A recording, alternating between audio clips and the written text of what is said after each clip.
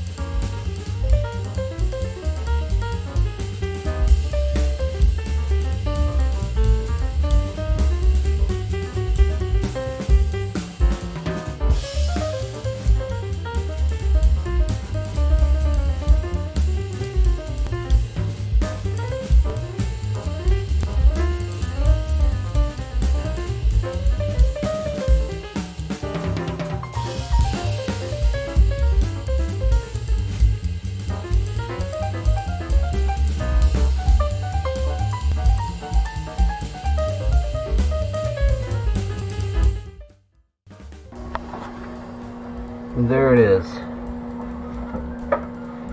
Old Yodette's sinkhole plug.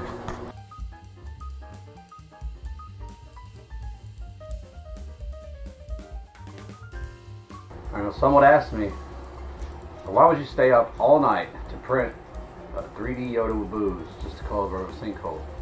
How could you, someone asked. I really have no good answer for your question on how I could stay up so long at all. But enjoy.